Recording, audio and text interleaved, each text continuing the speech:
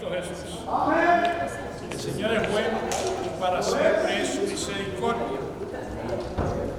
El Salmo 24, no lo voy a leer todo, pero voy a leer la primera parte del Salmo hasta que lleguemos a donde dice Selah. Ponga atención a lo que se lee, es lo que quiere decir Selah. No te olvides de eso. De Jehová es la tierra y su plenitud, el mundo y los que en él habitan, porque él la fundó sobre los mares y la firmó sobre los ríos. ¿Quién subirá a los montes de Jehová? ¿Y quién estará en su lugar santo? Dice el salmista: el limpio de mano y puro de corazón, el que no ha elevado su alma a cosas vanas,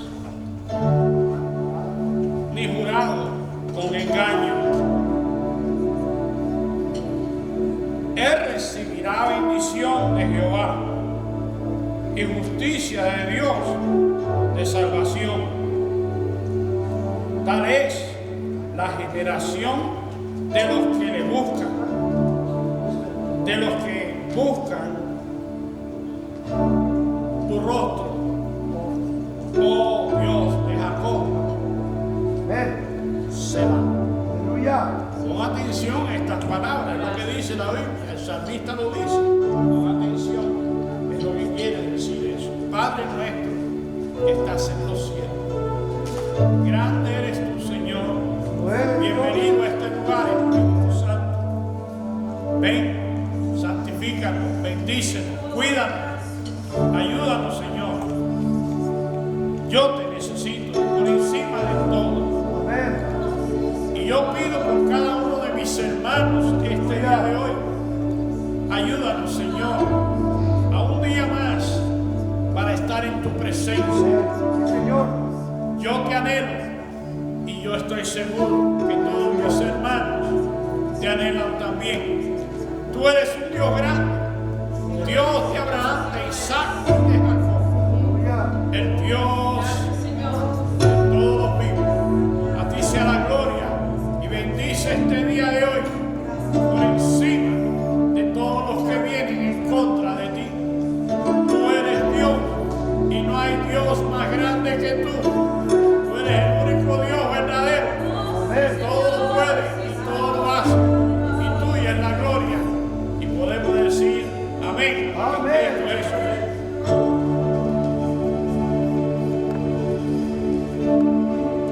Te damos gracias, Señor, en esta tarde. Gracias porque estamos aquí en tu casa con un corazón dispuesto a alabarte, a glorificarte, Señor, a darte honor, a darte gloria, Padre Celestial. Recíbela, Señor, en el nombre de Cristo Jesús.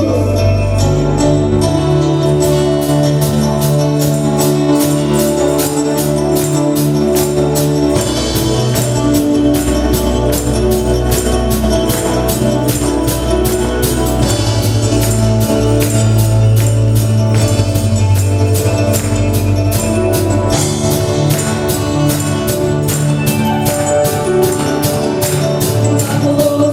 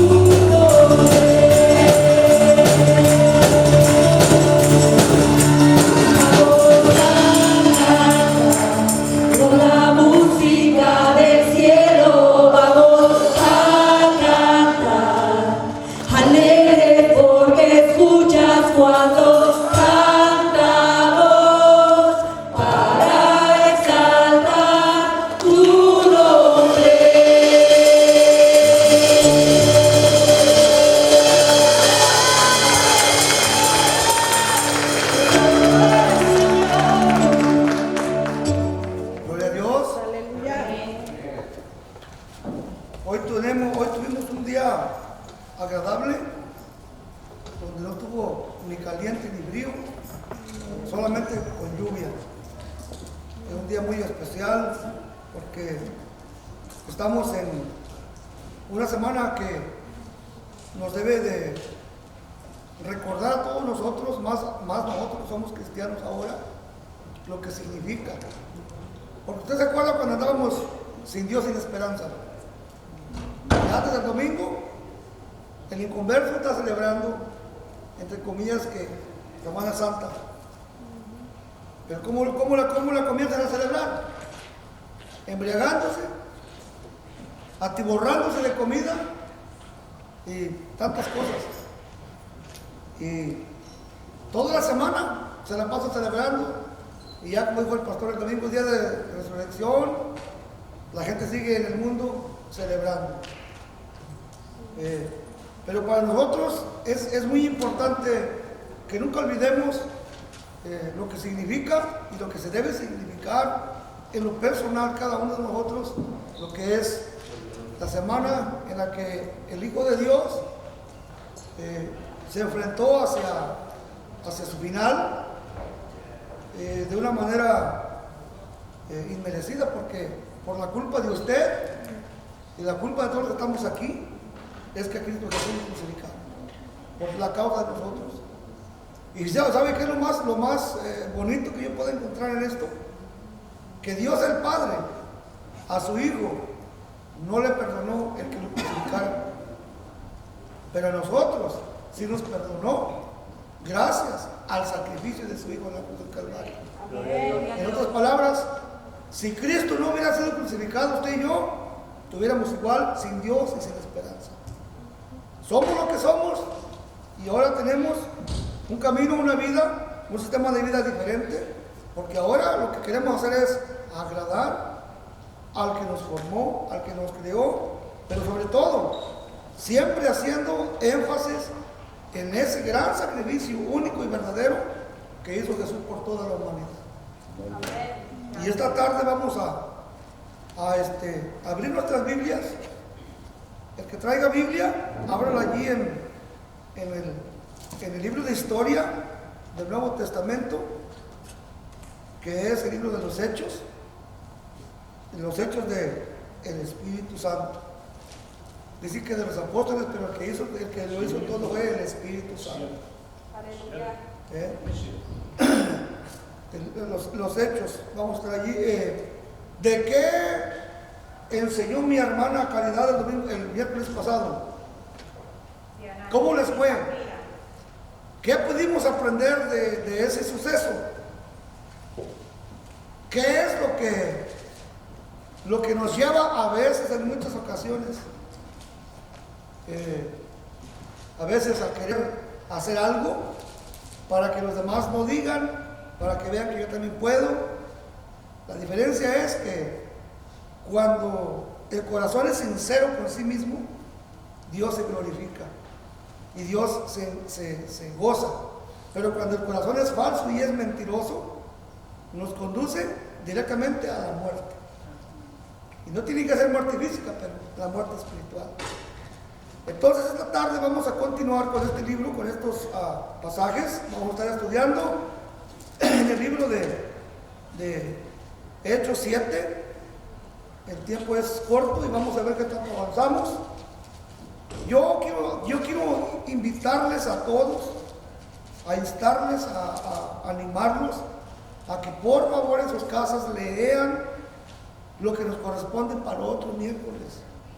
Si no lo quieren estudiar, pero leanlo, para que así el que está aquí enfrente aproveche más el tiempo y nos vayamos directamente a los puntos claves y no meternos tanto en la lectura. Porque como hoy vamos a hablar 7 y 8, son dos, y son puntos que los dos traen muchas cosas que uno quisiera como maestro tener tiempo para aplicarlo todo, pero no se puede. Pero vamos a comenzar así, allí en Hechos 7. Estamos en Hechos 6. Perdón, sí, en Hechos 6.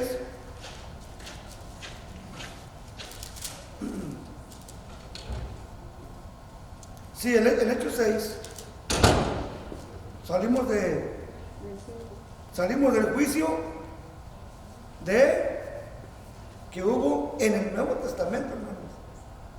Porque muchos dicen, bueno, en el Antiguo Testamento ya no es novedad que Dios haga una obra de este tamaño, ¿verdad? Bueno, pues para que aquel que cree que estamos en tiempos de la gracia, podemos hacer lo que queremos, aquí podemos encontrar que a Safía, Ananías y a Zafira no les fue tan bien. Porque muchos dicen, no, al cabo que Dios es amor y estamos bajo el tiempo de la gracia, sí, pero no abusemos, porque Dios tiene las cosas en orden. Y hoy vamos a continuar donde dice, hoy vamos a hablar de la elección. La elección para poder cubrir, para poder asistir a las personas.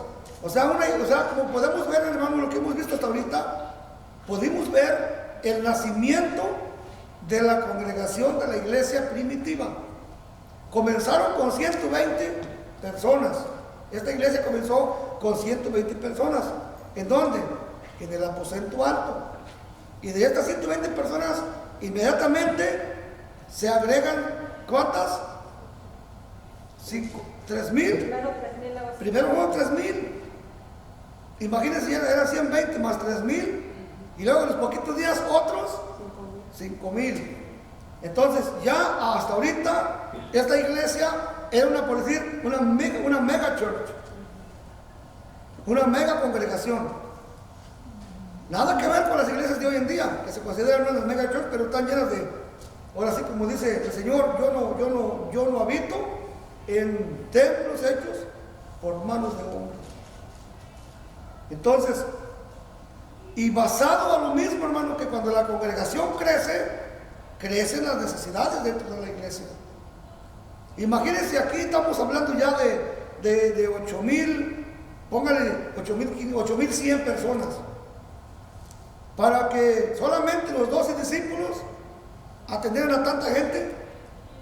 Y estamos hablando aquí nada más de hombres y mujeres, pero imagínense los jóvenes, los niños, todos ellos tienen familia. Estamos hablando, por ejemplo, de unos 15,000 mínimo. Entonces, una iglesia grande se requiere ya, un pastor no puede pastorearlos a todos.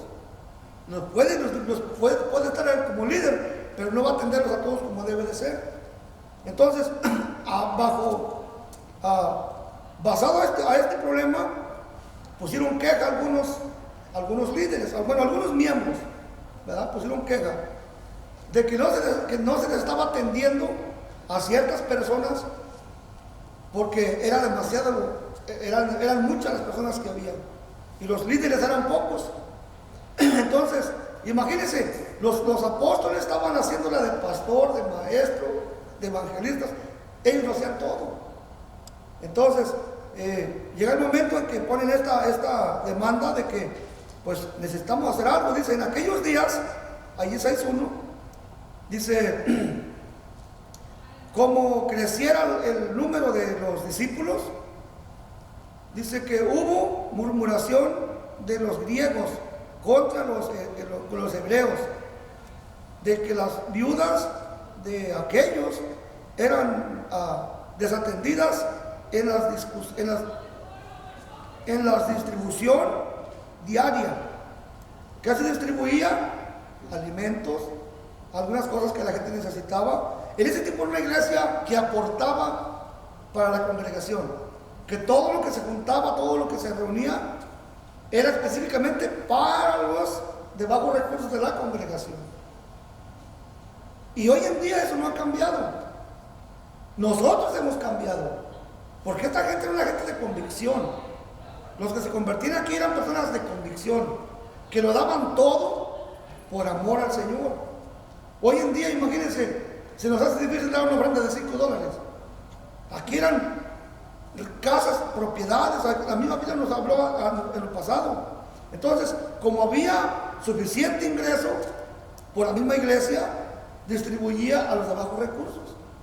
Pero dice que aquí hubo un problema porque a muchos no se les estaba atendiendo como debía de ser. ¿Por qué? No porque no hubiera, sino porque no había suficiente personal que pudiera estar al frente de estas necesidades. Entonces dice que dice los 12 convocaron a la multitud de los discípulos, dice, y dijeron, no es justo. no está bien que nosotros dejemos la palabra de Dios para recibir, para servir a las mesas. O sea, esto es lo que dijeron los discípulos. Dice, busquen pues, esto es lo que ellos sugirieron, hermanos de entre ustedes, ¿a cuántos? 7 varones. A 7 varones. Dice, busquen entre ustedes a 7 varones. Bueno, y aquí nada más en esta porción encontramos 3 requisitos para que estos 7 varones fueran aprobados. Número 1, de buen testimonio. Muchos hemos dicho, ¿por qué a veces no hay en la iglesia diáconos suficientes, ancianos? Bueno, aquí está la respuesta.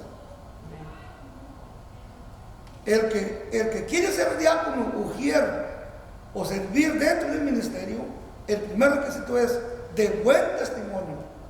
Porque estos requisitos, hermanos, no han cambiado, o ya han cambiado, pastor. Si vamos a creerle en lo que la Biblia dice y seguir el patrón bíblico, número 1, si tú quieres ser diácono, líder de cualquier departamento, número 1 es, tienes que ser sincero contigo mismo, de que tú tienes un buen testimonio dentro de la iglesia y fuera de la iglesia. Si no, pastor, ¿sabe qué? Usted me está proponiendo para esto, pero ¿sabe qué, pastor? Yo tengo problemas con mi carácter. Allá afuera a veces me peleo y a veces termino maldiciendo. Sé sincero contigo mismo, porque aquí se trata del Señor. No es una cualquier cosa con que vamos a hacer. Servir al Señor es un privilegio, pero hay que ser sinceros, de buen testimonio. Entonces, el número 2 dice, llenos del Espíritu Santo, que eso es muy importante, sumamente importante. Lo es. Porque el móvil de la iglesia, ¿sabe quién es el móvil de la iglesia? Es el Espíritu Santo de Dios. Aleluya. Él es el móvil.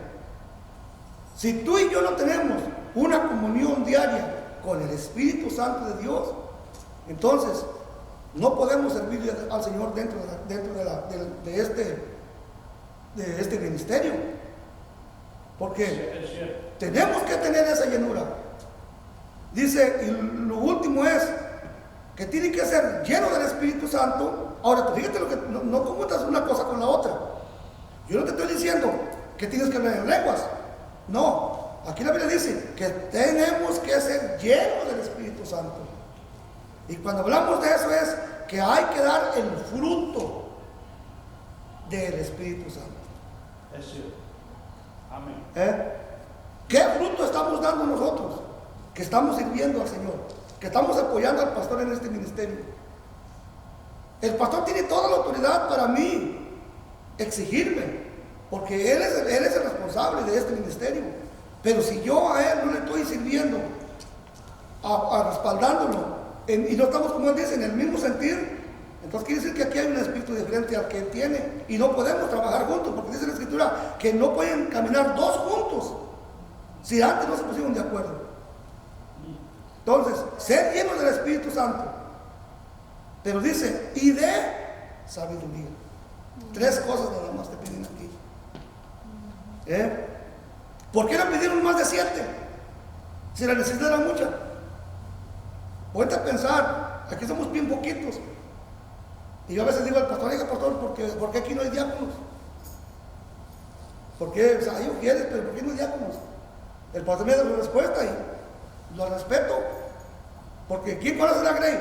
Yo no la conozco, el pastor la conoce. Tenemos uno. ¿Sí? ¿Me entiende? ¿Y a poco usted cree que el pastor está en contra de que haya más? No. Pero si el pastor dice que no es porque pues yo me puedo pensar, yo me puedo responder a mí mismo. ¿Sí, pastor? Yo quisiera que hubiese 7. Sí, yo sé.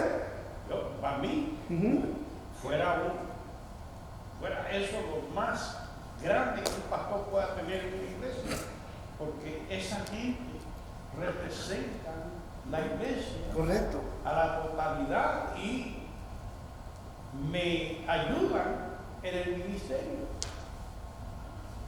Son cosas importantísimas que Sí. nosotros tenemos que tener en mente, considerarlo. Bueno, fíjese, y deje seguir leyendo. Dice así, dice, lleno del Espíritu Santo y de sabiduría. Porque fíjese, para el trabajo que iban a empeñar, no era como ir a cortar el zacate tan simple. No era como nomás ir a limpiar los baños y ya.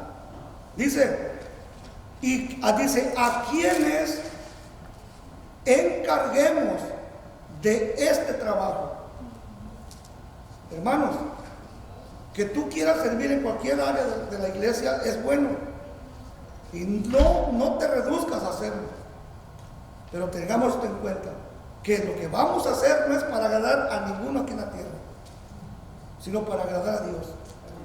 Y todo lo tenemos que hacer por agradecimiento al Señor. Porque es mucho más lo que Él hizo por nosotros que lo que nosotros podemos hacer por Él. Entonces, yo ya les dije una vez que todo lo que hay aquí dentro de este lugar, está consagrado a Dios. Y todo lo que hay aquí es santo. Entonces nosotros tenemos que tener mucho cuidado. ¿Quién toca esos instrumentos? Porque esos instrumentos están dedicados para la alabanza al Señor.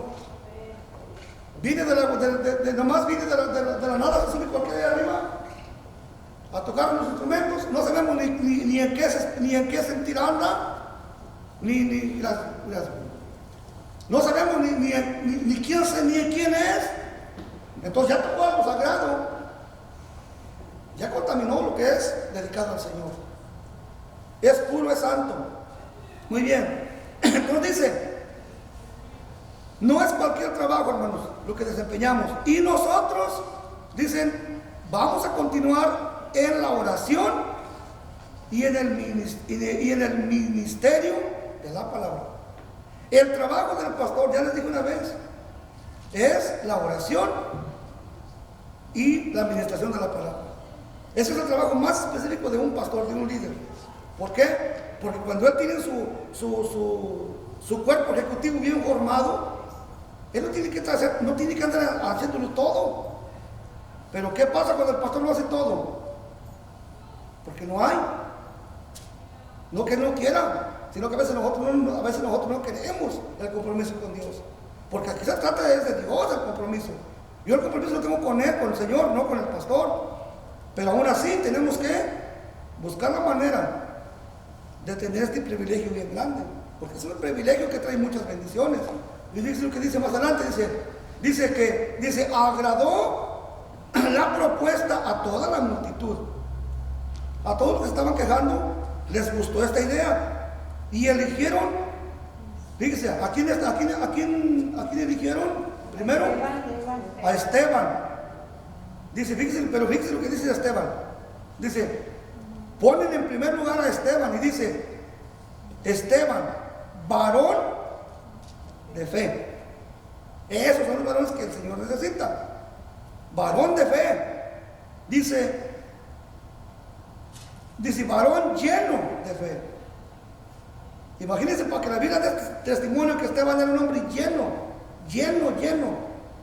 No solamente del Espíritu Santo, sino era lleno de fe. Aquí ya el grano de mostaza quedó cero para él.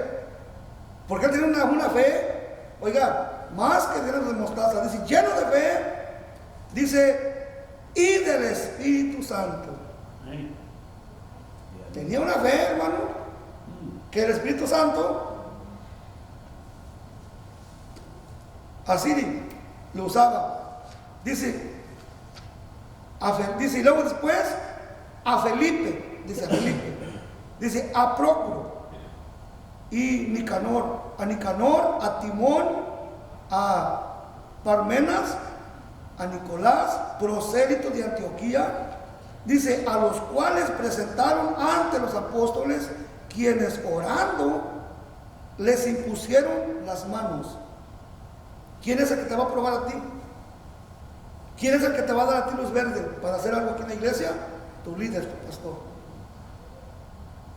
Yo no me puedo dar un título a mí mismo si el pastor no me lo ha dado, o si él no me ha puesto las manos sobre mí para decir, hermanos, en este día al hermano fulano tal, yo aquí lo estoy ungiendo, le estoy poniendo en mis manos para que la iglesia se dé cuenta que ya está aceptado, para que me ayude en esta labor y en esta, y vamos a orar por él, lo ungimos y invocamos que el Espíritu Santo sea su guía. Esto hicieron con ellos. Esto es importante, hermanos. Buscar siempre la aprobación de los líderes. No querernos ponernos en algo que no nos corresponde, ni querer andar usando el nombre de alguien más. Dice el 7, y crecía la palabra del Señor, y el número de los discípulos que se multiplicaban grandemente en Jerusalén. También muchos de los sacerdotes que, imagínense, los discípulos comenzaron a crecer. Ya no eran solamente 12, sino que había más, ya para enseñar, para discipular, porque es el trabajo del discípulo. Dice que aún los sacerdotes también aceptaban este paso de fe. Aún los sacerdotes, dice, también obedecían la fe. Bueno, esto es en cuanto a esto. Pero fíjense, hermanos, hablando de los mismos requisitos, nada más se los voy a leer así rápido.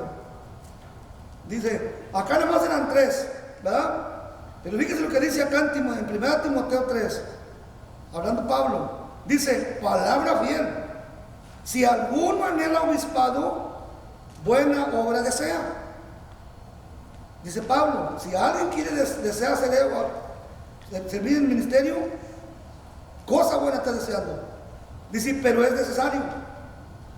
Esto de que es necesario, hermanos, nos pone a usted y a mí en una situación de que, pero es necesario que antes de que yo quiera pedir que se me dé la oportunidad, me autoexamine.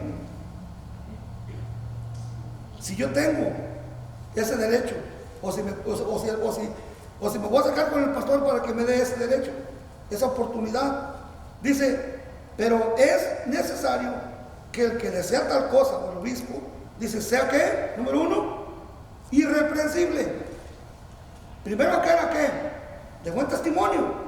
Bueno, aquí es que tenemos que ser irreprensible. ¿Qué entiende usted por ser una persona irreprensible? Quiere decir que no le pueden llamar la atención. Dice, número 1, que sea irreprensible. Imagínense, ya me ve usted como a mí como un líder, que el pastor me esté reprendiendo cada 8 días. Porque es eso, reprensible, me está reprendiendo, me está corrigiendo, me está regañando. Reprensible es, yo te reprocho, ¿qué pasó? Imagínense, cada 8 días o cada rato. Entonces, si yo tengo ese problema, no le sirvo. Dice, número 2, marido de una sola mujer. Marido de una sola mujer, es un segundo requisito. Dice que sea sobrio. ¿Qué es lo contrario a ser sobrio? ¿Cuántos sobrios hay aquí? ¿Cuántos sobrios habemos aquí? ¿Cuántos ebrios estamos aquí? Porque es lo contrario a sobrio. El ser sobrio es estar en tus 5 sentidos consciente. Dice que sea sobrio. Dice prudente. Son requisitos que nosotros tenemos que considerar y tener. Hay que ser prudentes, hermanos. No andar hablando cosas que pueden lastimar a los demás. Aunque tú tengas la razón, mira, sé prudente. Mejor quédate callado, muérdete la lengua. Porque si cualquier palabra que tú digas o hagas, vas a pagar a alguien, vas a lastimar a alguien. Hay que ser prudentes de cómo lo que hacemos, lo que hablamos y lo que a veces andamos queriendo meternos. Dice que seamos decorosos. La mujer líder, el hombre líder, quien quiera desempeñar cualquier función dentro del ministerio, tenemos que aprender a ser decorosos. ¿Qué entiende usted por decoroso? ¿Cómo tiene su casa? ¿Bien decorada? ¿Bien organizada? ¿Todo en su lugar? Bueno, así tenemos que ser nosotros. Hay que ser decorosos, organizados, hay que ser limpios, si somos líderes, si somos, como dijera, tenemos que dar un ejemplo digno de cómo vestimos, de cómo calzamos, o sea, no para agredir a nadie ni para andar humillando a nadie, sino, aunque sea lo casual, pero limpios y ordenados. Hay que ser decorosos. Dice, hay que ser decorosos. Dice, el punto bien importante es este: aptos para enseñar. Si a ti no te gusta la enseñanza, o si a ti no te gusta estudiar la Biblia, no puedes tú servir como un líder. Porque para hacer este trabajo, tú tienes que conocer la palabra de Dios, porque dice que dentro de estos requisitos, la persona tiene que ser apta para enseñar. En el momento que falta un maestro, yo voy a suplir en ese día. Si el pastor no está, yo tengo que estar listo para predicar. No, que no, pastores que me hubieran dicho con tiempo. No. Por eso es importante esto. Dice que hay que estar preparados para enseñar. Dice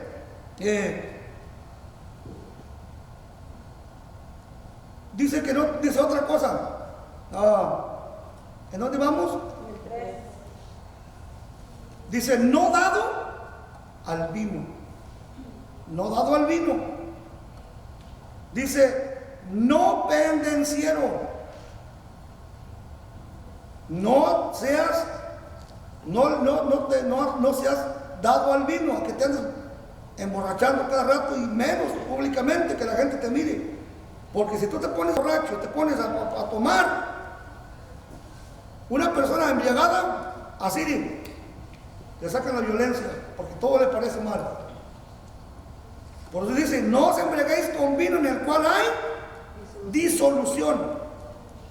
Una persona en sus 5 sentidos, en sus cabales, no tiene problemas, pero avientas unas 4 o 5 cervezas, se va a convertir en una persona disoluta, que ya no va a tener respeto por nada. ¿Y qué? No, pues órale tú, no, pues primero tú. O sea, eso no, es lo que está diciendo aquí en los requisitos. Dice, si no amable, apacible, no avaro. Hermanos, no hay que ser ávaros. La Biblia lo está diciendo aquí. ¿Qué es ser avaro? Ser agarrado, tacaño. Dice, que gobierne bien su casa. Quien desea obispado, todos estos requisitos tenemos que considerarlos. Que gobierne bien su casa. Que tenga a sus hijos en sujeción con toda honestidad. Hermanos, no podemos nosotros querer tapar a nuestros hijos sus fechorías, sus cochinadas que hacen. Es cierto, hermano. No podemos. Yo siempre he dicho, yo tengo 2 hijas, nacieron en la iglesia, en un hogar cristiano. Muchos dicen, no, es que ya nacieron en el Evangelio. Sí, nacieron en el Evangelio, pero el Evangelio no ha nacido en ellas todavía. Una cosa es que tú nazcas en un hogar cristiano, y otra cosa es que tú ya le hayas entregado tu vida a Jesucristo, y que des evidencia que Él realmente ha entrado a tu corazón. Entonces, porque yo conozco padres que son hasta predicadores, pero que no le toquen a uno de sus hijos porque cae a la cárcel, allá van a sacarlo, y que no quieren que nadie se dé cuenta, como si no todo fuera público hoy en día. O sea, dice que tenemos que ser honestos. Dice, pues el que no sabe gobernar su propia casa, ¿cómo cuidará de la iglesia de Dios? Aleluya. Ahí se lo dejamos. Volvamos otra vez Pero hermano, sí, mi hermano. no me gustaría dejarlo aquí, porque es que esto es muy... Sí. Amén. Lo que usted ha traído aquí es algo, esto es doctrinal. Sí. La iglesia necesita saber esto.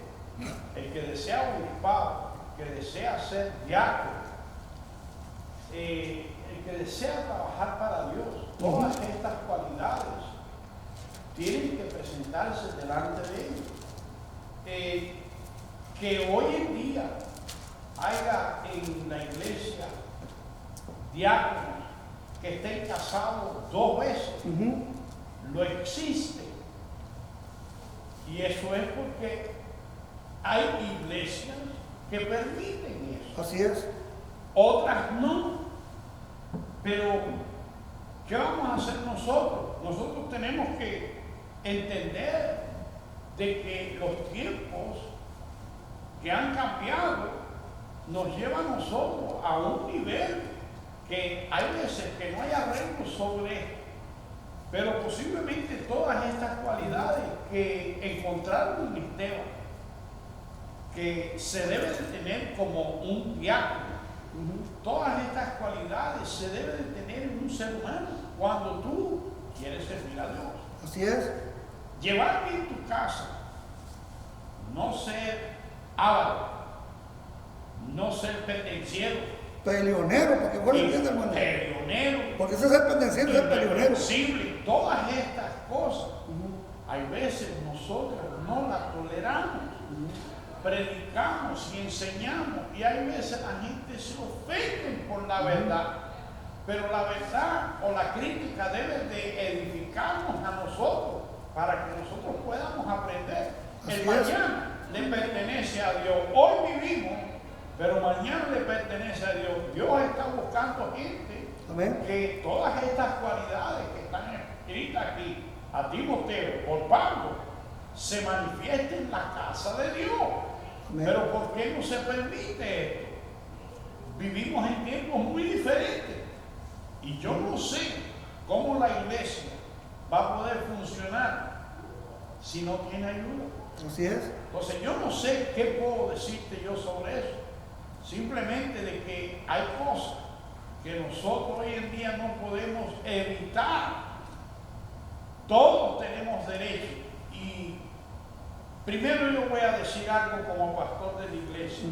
Yo le he dicho a gente, le he invitado, pero si esa persona no tiene el deseo de hacerlo, yo no puedo obligarlo a hacer nada que no quieren hacer. Es igual que nuestros hijos que crecen en el Evangelio y después se apartan de Dios y no hay forma que nada penetre en ellos. Y tú dices, ¿por qué? Hay razones.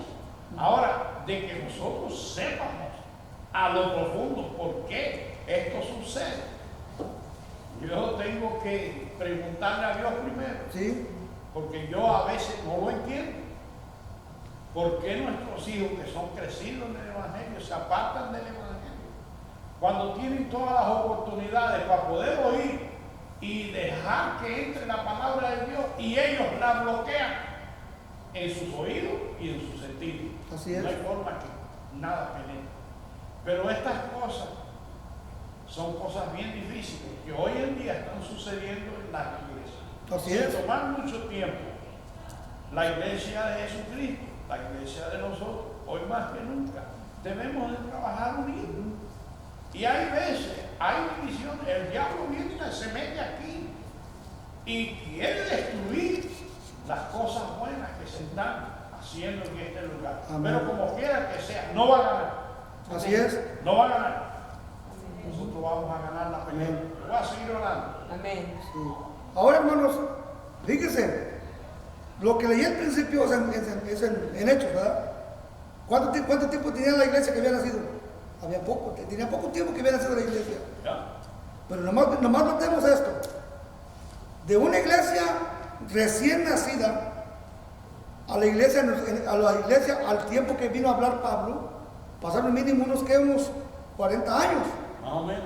Entonces, una iglesia recién nacida no tenía tantas dificultades y no, o mejor dicho, aún no se notaba tanto las cosas negativas. Porque recuerde que la iglesia cuando creció al principio fue una iglesia sumisa, entregada por completo, donde todos tenían las cosas en común. Pero ya aquí Pablo está hablando de una iglesia completamente que se dividieron. Y imagínense, les llegó el momento que decía, no, yo soy de Apolos, no, yo soy de Cefas, no, yo soy de Pablo, yo soy de Jesucristo. Entonces, del tiempo que hablamos de los hechos a este tiempo de que Pablo está hablando de estos requisitos, ya para los tiempos de Pablo, hermanos, todas las iglesias estaban corrompidas. ¿Saben por qué? Porque cuando se dividió, cuando hubo la persecución, y de eso va a hablar más adelante los hermanos, hubo división. La iglesia primitiva se dividió, esparcida por todos lados, por lo mismo. Pero a los tiempos de Pablo, ¿por qué Pablo está hablando de todo esto? Porque todo esto que Pablo está prohibiendo se practicaba en la iglesia. No en el mundo, en la iglesia. Había líderes que eran indecorosos, que eran peleoneros, que eran borrachos, que no tenían nada de amable, que eran unos ladrones. Por eso Pablo está hablando de esta manera. Y fíjese, y luego también dice, también es necesario que tengan buen testimonio de los de afuera. Especialmente. Que nosotros que estamos aquí trabajando en la iglesia, la gente de afuera dé buen testimonio de nosotros.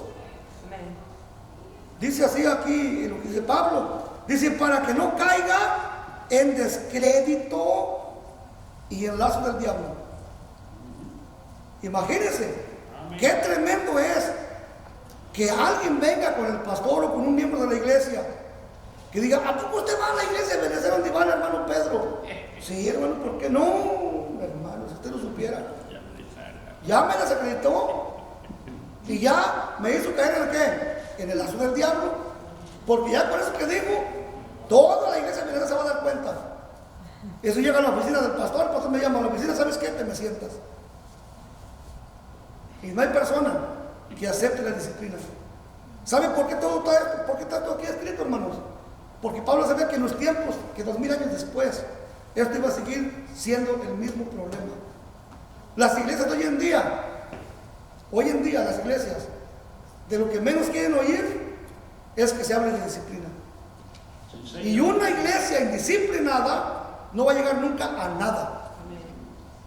Todos nosotros tenemos que ser disciplinados y aceptar la disciplina. Porque el Señor Jesucristo dice que al que Él toma por hijo, ¿qué cosa? Lo disciplina. Entonces, ¿por qué llora? ¿Por qué se queja? Si usted es hija de Dios, si usted está mal, acepte la disciplina del Señor. Y verá qué felicidad es cuando uno reconoce el error en el que está. Y no nos andamos ahí contestando ni enojando. Bueno, vamos a continuar. Dice así, los diáconos asimismo deben ser honestos, sin doblez, sin doble cara, sin hipocresías. Dice, no dados al mucho vino. Así que aquí no lo tome así como que, entonces es permitido una copita de vez en cuando. No. Dice, no dados al mucho vino. Dice, no codiciosos de ganancias deshonestas, que guarden el misterio de la fe con limpia conciencia. Y esto también sea sometidos, dice, y estos también sean sometidos a prueba primero, y entonces ejerza el diaconado. Dice, si son irreprensibles. Si yo no soy irreprensible, yo no puedo anhelar ser diácono. Si yo no soporto que el pastor me llame la atención, mejor me siento, no ¿sabe qué, pastor? Mejor no le entro porque yo no soporto que alguien me llame la atención. Y ese es el problema de hoy en día. Que no nos gusta que el pastor nos llame la atención. O que el pastor nos hable que porque ya casi hasta nos queremos ir al mundo. Imagínense, menos para ser diáconos. Son requisitos que están aquí en la escritura. Bueno, fíjense, ya nada más le voy a leer lo que sigue. Dice, las mujeres, tan mujeres le paramos. Dice, las mujeres asimismo sean, ¿qué cosa? Honestas. ¿No creen que además a los varones nos habla Dios? ¿A poco creen que además nosotros varones somos chismosos y argüenderos? Nomás el hermano Rediel y yo. Dice, las mujeres asimismo sean honestas, no chismosas, sino sobrias, conscientes, dice, fieles en todo. De la mujer no habla mucho, nomás que las mujeres sean ¿qué? Honestas y no calumniadoras. Dice, sino sobrias. Pero dice, fieles en todo lo que al varón le dijo. ¿Me entiende? Todo lo que se nos dijo a nosotros al principio, aquí lo decía Pablo, lo resume y dice, fieles en todo. En todos los requisitos que son para los diáconos y los obispos, en todo eso, si ellas anhelan también lo mismo, en todo eso también tienen que ser fieles. Hermano, entonces ¿Sí? a los hermanos que tienen todos esos requisitos, que están bien, pero si tienen una esposa de esa categoría, no puede ser diácono entonces. Pues, porque entre los requisitos es a la esposa también. sí, los dos, por eso decir, que tenga su familia. Entonces los dos tienen que estar bien, como lo está hablando la Biblia. ¿Sí? Si ella no, él tampoco puede hacerlo. Dice, las mujeres asimismo sean honestas, no calumniadoras, sino sobrias, fieles en todo. Los diáconos sean maridos de una sola mujer y que gobiernen bien sus hijos y su casa, porque los que ejerzan bien, dice, porque los que ejerzan bien diaconado, fíjese, aquí está lo bueno, ganan para sí mismos un grado honroso delante de Dios y mucha confianza en la fe que es en el pastor, que es dice que es en Cristo Jesús. Entre más nos sometamos, hermanos, entre más seamos sinceros, entre más mejor nos comportamos, mayor honor Dios nos da. Porque acuérdense que dice el Señor, mía es toda la honra y toda la gloria, pero dice, pero yo honro al que me honra. Porque dice, no, Dios no comparte su gloria con nadie, no, con nadie que no sea su hijo, con nadie que no sea merecedor de ella. Porque el Señor dice, yo honro al que me honra. Si yo honro a Dios, Él me va a honrar a mí. Si yo me doy buen testimonio de mi Señor, Él va a dar buen testimonio de mis hijos. Me gustaría contestarle a Verónica lo que ella preguntó. Sí, pastor. Cuando en una pareja hay desacuerdo, pero los dos no son llamados al mismo tiempo al diaconado. Si su esposo tiene buen testimonio y su esposo tiene buenas relaciones espiritualmente con Dios, todas las cualidades, pero la mujer no, evita de que el hombre no pueda ser diácono porque la mujer no está. Yo no creo, porque la Biblia no lo dice.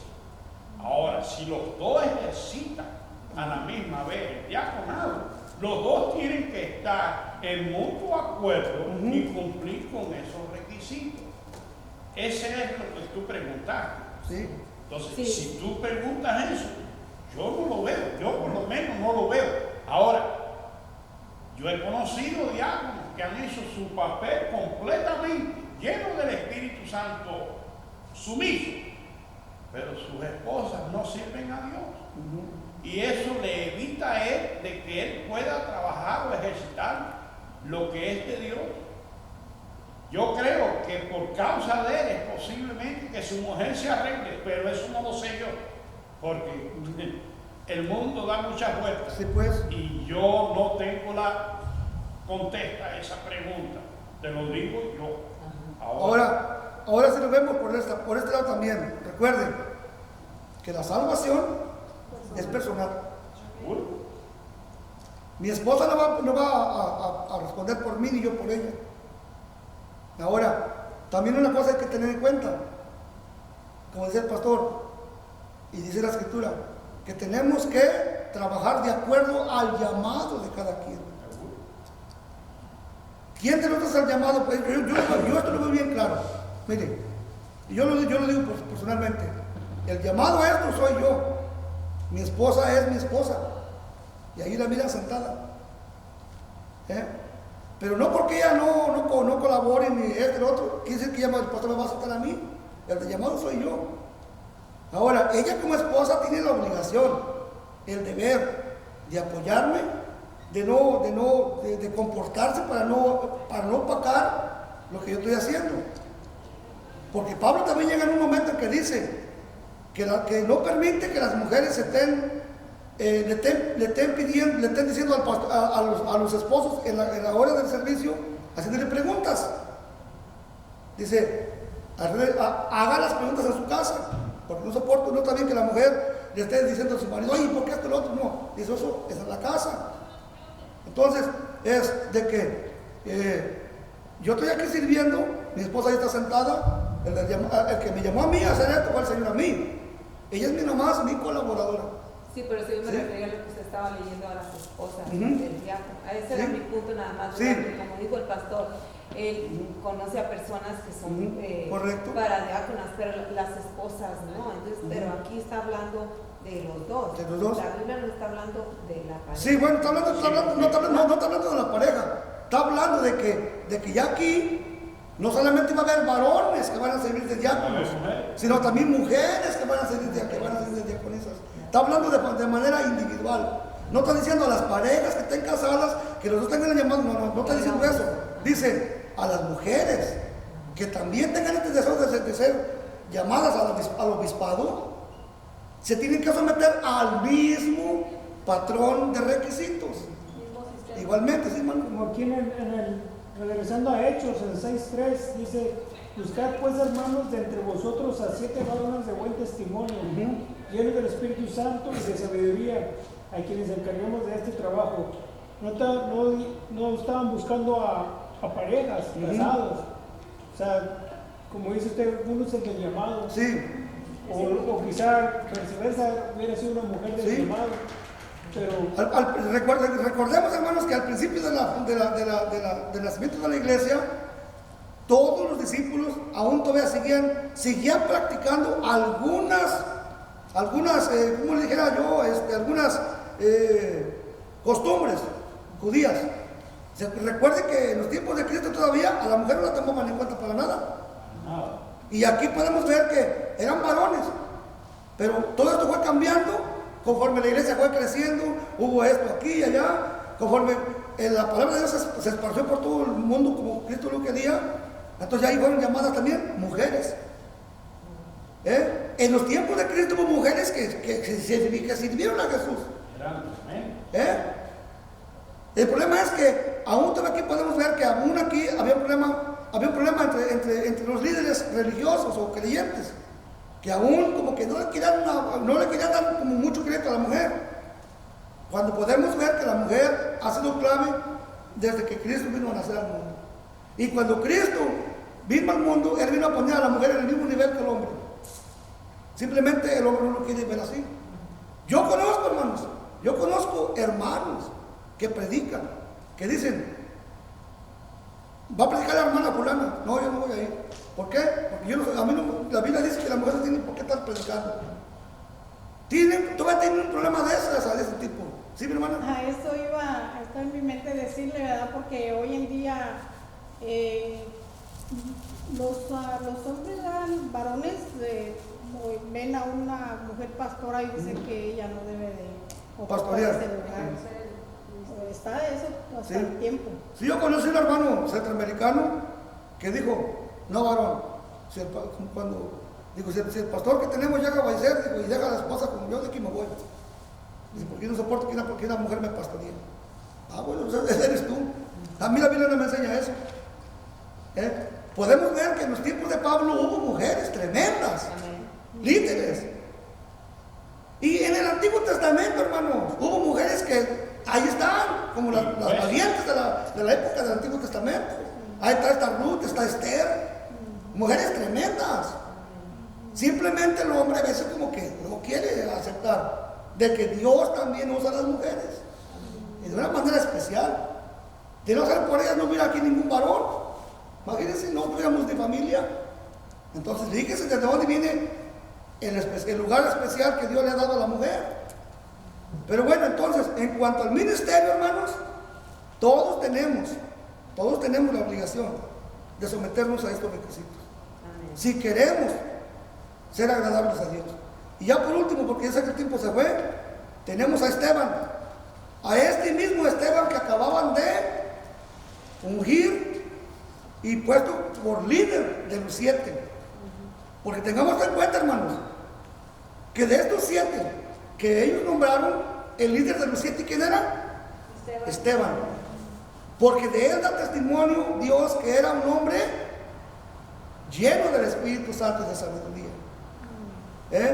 Entonces, él queda como líder de los otros 6. Bueno, de este mismo Esteban, hermanos, vamos a hablar. Y ya sé que el tiempo ya se fue. Yo me hubiera gustado, como le digo, dice así, en el 12. Bueno, vamos a hablar del 8, vamos a leer en el 12, porque ya sé que el tiempo se fue. Dice, Esteban lleno de gracia y de poder, hacía grandes prodigios y señales entre el pueblo. Entonces se levantaron unos de la sinagoga llamada de los libertos, me imagino que eran libertinos, paganos, dice, y de los de Cirene, de Alejandría, de Cilicia y de Asia, dice, disputando con Esteban, o sea, discutiendo con Esteban. Dice, pero no podían resistir ¿a qué? La sabiduría. ¿Por qué no podían resistir? Porque la sabiduría de Esteban no era de él. ¿Y cuántos de los que estamos aquí podemos soportar cuando Dios nos está hablando al corazón? ¿No siente usted como que de repente que siente como que un fuego le está quemando por dentro? Yo lo he sentido muchas veces. Dice, y al espíritu con que hablaba. Entonces, y estoy hablando aquí de un Esteban que no que estaba que desgarratándose, no, era impasivo, tranquilo, pero estaba hablando mensaje directamente inspirado por el Espíritu Santo. Dice, entonces no lo pudieron, no sabían qué contestar. Entonces, ¿qué pasa? Cuando el enemigo no puede con usted, ¿qué hace? Siempre va a buscar la manera de qué, de perjudicarlos. Dice, entonces sobornaron a unos para que dijesen que le habían oído hablar palabra blasfema contra Moisés y contra Dios. ¿Cómo murió nuestro Señor Jesucristo? La misma táctica que usaron aquí para Esteban, la misma táctica que hicieron con nuestro Señor Jesucristo, poniendo testigos falsos. Aquí dice que los sobornaron. Estas personas que agarraron dicen que las sobornaron, o sea, las obligaron. Si no testificas esto y esto, te vamos a dar para abajo a ti y a tu familia. Dice que los sobornaron. Y fíjense lo que pasó. Dice en el 12. Y soliviantaron, o sea, violentaron al pueblo, a los ancianos y a los escribas. Y arremetiendo, le arrebataron. ¿A quién? A Esteban. Y le trajeron al concilio. Y pusieron testigos falsos que decían, este hombre no cesa de hablar palabras blasfemas contra este lugar santo y contra la ley. Entonces, hermanos, a lo que yo quiero llegar aquí es que como consecuencia de esto, de este Esteban lleno del poder del Espíritu Santo, cuando el diablo mira, es más, y cuando usted y yo volvemos a la presencia de Dios, ¿sabe qué pasa con el diablo? Va y busca alguaciles para hacer una guerra y atacarnos y hacernos ver mal ante la gente, avergonzarnos. Así pasó con este Esteban. Y fíjense, vamos a ir más adelante. Ya para terminar, porque sé que el tiempo ya avanzó.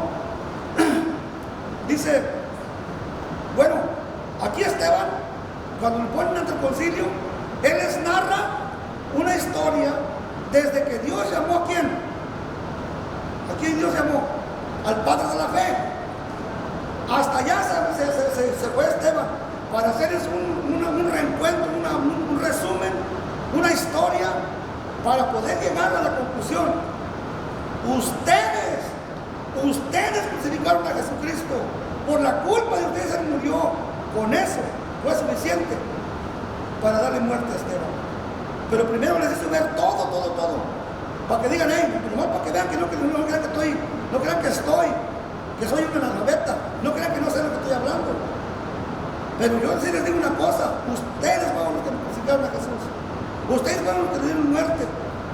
Y ahí es cuando ya, dice, y los testigos, dice, ahí en el 7:58 dice, y echándole fuera de la ciudad, bueno, vamos a ir un poquito atrás, en el 54, dice, oyendo estas cosas, ¿quiénes oyeron estas cosas? Los que lo estaban acusando, ¿sí? El 7 corresponde para el próximo miércoles. ¿Oh, sí? Oh, perdón, bueno, ya me adelanté. No, era 6 y 7 para hoy. Sí, el 8 Bueno, miren, dice lo que dice, oyendo estas cosas, se enfurecieron en sus corazones, dice, y crujían los dientes. O sea que estaban que hasta temblaban de enojados. Por lo que Esteban los acababa de acusar. Fíjense lo que pasa, dice, pero Esteban, lleno del Espíritu Santo, puesto los ojos en el cielo. Dice, vio la gloria de Dios y a Jesús que estaba a la diestra de Dios. Y dijo, fíjense lo que dijo, he aquí, veo los cielos abiertos y al Hijo del Hombre que está a la diestra de Dios. Dice en el 57, dice, entonces ellos, dando grandes voces, se taparon, ¿qué cosa? Los oídos. Que no pase con eso cuando esté conmigo. Cuando Dios te esté hablando, no te tapes los oídos. No te hagas el sordo. Porque a ti y a mí nos conviene oír la voz de Dios. Dice, se tapaban los oídos, dice, dando voces. Dice, y arremetieron a una contra él. Dice, y echándole fuera de la ciudad a Esteban, lo sacaron fuera de la ciudad. Dice, le apedrearon.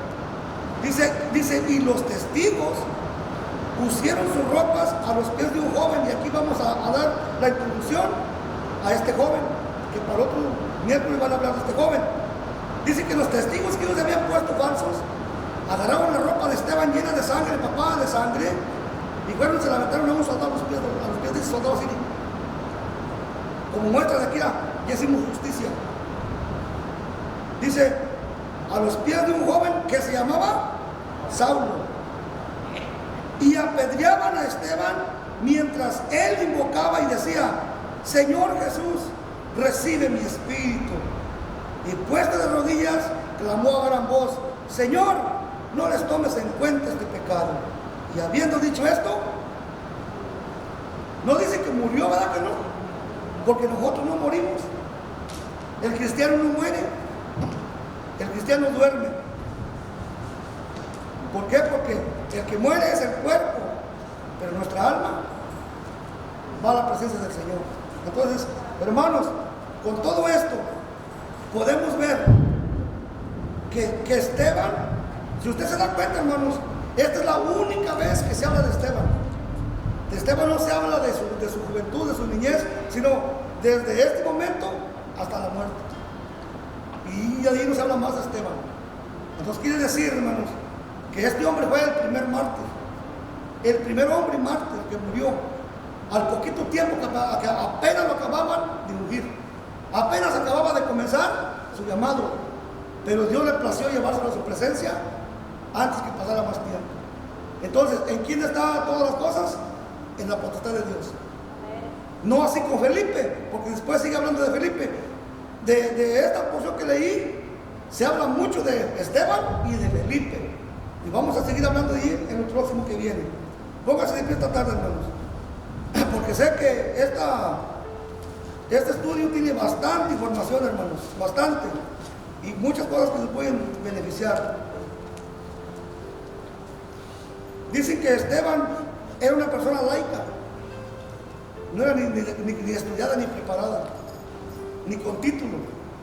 El título aquí que se lo dio el Señor. ¿Por qué? Por ser honesto, por ser temeroso de Dios y por estar lleno del Espíritu Santo y de dar un buen testimonio.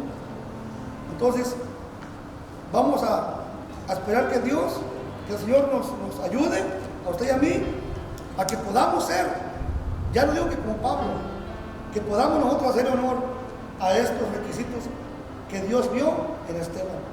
Porque debe de vernos en usted y en mí, si realmente amamos al Señor. Padre bendito de gloria, no hay palabras, Señor. No hay palabras suficientes, adecuadas, ni por más que las rebusque, que pueda dar testimonio de una manera clara y contundente de lo que tú realmente eres, de cómo realmente tú tratas con tus hijos y de cómo te regocijas y cómo te llenas, cómo tú mismo das testimonio de todos aquellos que se someten a tu total autoridad, que te aceptan como el único y dueño, Señor, de sus vidas. Porque tú eres, Señor, el mismo de ayer y de hoy. Porque tú no has cambiado. Tú eres el Dios inmutable. Tú eres el Dios de ayer, de hoy y de los siglos. Y tú deseas, Señor, que nosotros en este tiempo podamos creer y aprender que así como tú te glorificaste en Esteban, en Felipe y todos los que vinieron a ser grandes líderes y grandes ejemplos para nosotros, Señor, sufrieron. Y sufrieron penalidades hasta la vida, hasta la muerte. Pero, Señor, nosotros en este tiempo estamos bien despistados, estamos bien confiados, pensando que ya está todo hecho. Pero, sin embargo, hay muchas cosas por hacer y no las estamos haciendo. ¿Por qué, Señor? Porque a veces nosotros nos encerramos en nuestro propio yo y pensamos que con venir a la iglesia es más que suficiente para darte gusto a ti. No, no se trata de eso. Y lo sabemos, Señor. Yo solo te pido, Padre, hasta este día, que nos ayudes a ser obedientes a tu palabra. Que podamos, Señor mío, dar fruto de acuerdo a tu diseño, de acuerdo a tu deseo. Y que podamos nosotros, todos los que estamos aquí, vivir en un mutuo acuerdo, en un mismo sentir. Y, Señor mío, buscar esa llenura de tu Santo Espíritu. Que cuando nos sentamos sin fuerzas, tú seas nuestra fuerza.